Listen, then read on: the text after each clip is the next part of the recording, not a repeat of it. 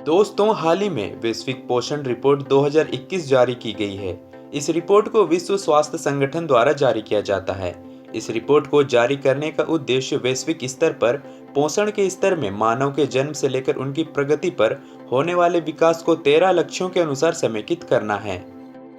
आपको बता दें कि वर्ष 2013 में संपन्न हुए पहले nutrition for growth initiative summit के बाद इस रिपोर्ट की परिकल्पना की गई थी, जिसके बाद इसकी पहली रिपोर्ट 2014 में प्रकाशित भी की गई थी। अगर हम वैश्विक पोषण रिपोर्ट 2021 की बात करें तो उन 194 देशों में वैश्विक पोषण लक्ष्यों की दिशा में इस वर्ष के डेटा और लक्ष्यों की प्रगति में भिन्नता पाई गई है, जिसमें साफ यह पता चलता है कि लक्षित वर्ष 2025 तक केवल 7 देश 6 मातृ, शिशु और युवा बाल पोषण लक्ष्यों में से 4 को पूरा करने की दिशा में अग्रसर हैं, जबकि कोई भी देश वयस्क मोटापे में वृद्धि को रोकने के लिए या नमक के सेवन में 30% कमी हासिल करने की दिशा में कार्यरत नहीं है। वहीं कोविड-19 महामारी ने भी वैश्विक पोषण लक्ष्यों को प्राप्त करने में बाधा खड़ी की है। एक रिपोर्ट के अनुसार इस महामारी ने 150 मिलियन से भी अधिक लोगों को वैश्विक स्तर पर निर्धनता की ओर धकेल दिया है। आइए जानते हैं कि इस रिपोर्ट में भारत की क्या स्थिति है। अगर एनीमिया की बात करें तो भारत उन 161 देशों में शामिल है जिन्होंने एनीमिया को कम करने के मामले में ना तो कोई प्रगति की है और ना ही बिगड़ती जा रही है, यानी सामान्य स्थिति पर है। अगर 15 से 49 आयु वर्ग की बात करें तो 50% भारतीय महिलाएं एनीमिक से पीड़ित हैं। वहीं 2016 में लगभग 52.6% भारतीय महिलाएं एनीमिक से पीड़ित थी, जबकि 2020 में 53% महिलाएं एनीमिक से पीड़ित पाई गई थी।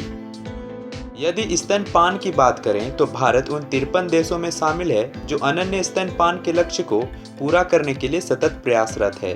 वहीं भारत में 0 से 5 महीने की उम्र के लगभग 58% शिशुओं को विशेष रूप से स्तनपान कराया जाता है।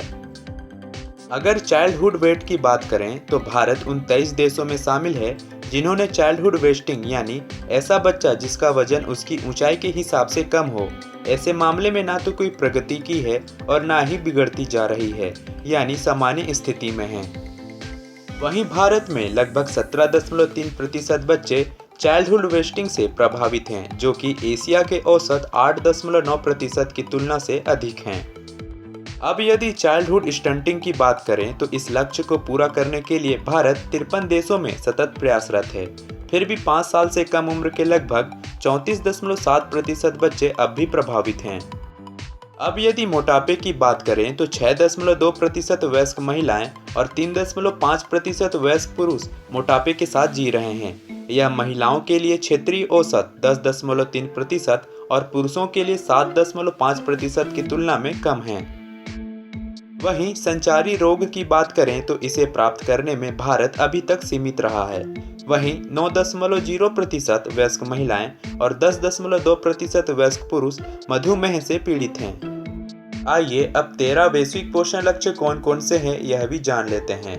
पहला लक्ष्य है चाइल्डहुड स्टंटिंग का, दूसरा लक्ष्य है खून की कमी का, तीसरा लक्ष्य है जन्म के वक्त शिशु के वजन में कमी होना, चौथा लक्ष्य है बचपन में अधिक वजन होना, पांचवा लक्ष्य है स्तनपान का, छठवां लक्ष्य है चाइल्डहुड वेस्टिंग का, सातवां लक्ष्य है सोडियम का सेवन और पुरुष और महिलाएं, आठवां लक्ष्य है बढ़ता रक्तचाप, नौवां लक्ष्य है महिलाओं का बढ़ता रक्तचाप, 10वां लक्ष्य है पुरुषों का बढ़ता रक्तचाप, 11वां लक्ष्य है महिलाओं में मोटापा, 12वां लक्ष्य है पुरुषों में मोटापा।